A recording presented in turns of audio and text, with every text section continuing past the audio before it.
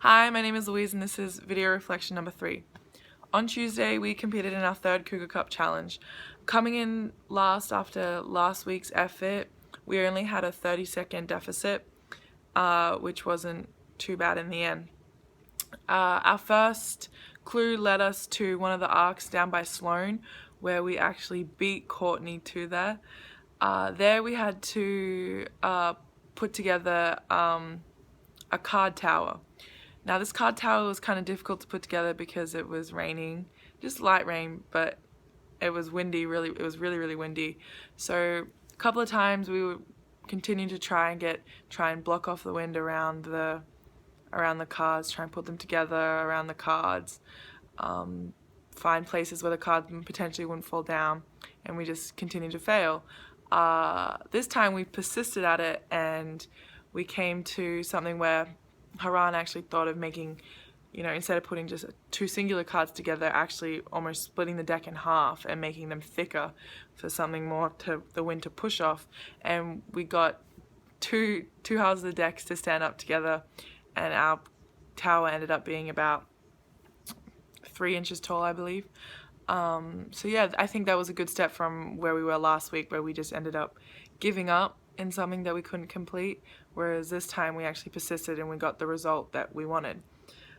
We then took us to Teresa, which was in the entomology building, I believe, where we had to put together a whole lot of, I'll read a paper of sign languages that were either universal or from the US. We actually went into the library and tried to get some help from the librarians to try and get as many as we could. Some of them we tried to do ourselves, kind of make up, because they were kind of self-explanatory. We ended up getting quite a few. Took it back to Teresa and she gave us our third clue, which led us back to the library where we found Chris, and we had to draw.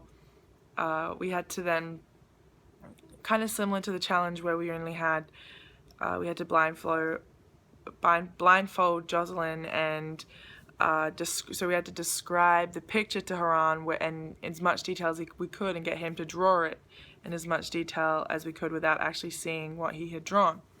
We had to describe to him the cougar that stands in front of Stadium Way. And yeah, it turned out pretty well. He got pretty much everything in that we described to him. Just a few things were a little off, just of the way that the actual cougar was facing and whatnot. But all in all, I think it was a pretty good job. The last clue took us back to the final spot, which was the Hall of Fame in bowler.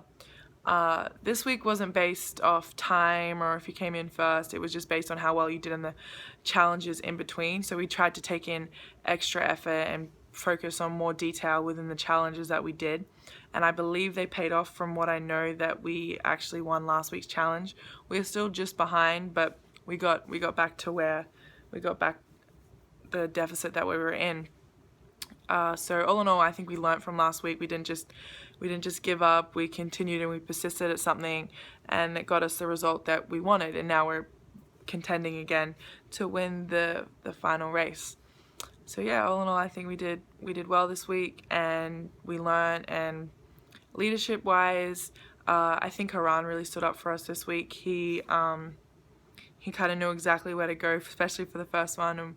And as followers, we all had faith in him, and we ran with him right away. And after that, he kind of felt a little bit confident in himself, and he kind of took charge for the rest of it and really led us this week. And yeah, thank you.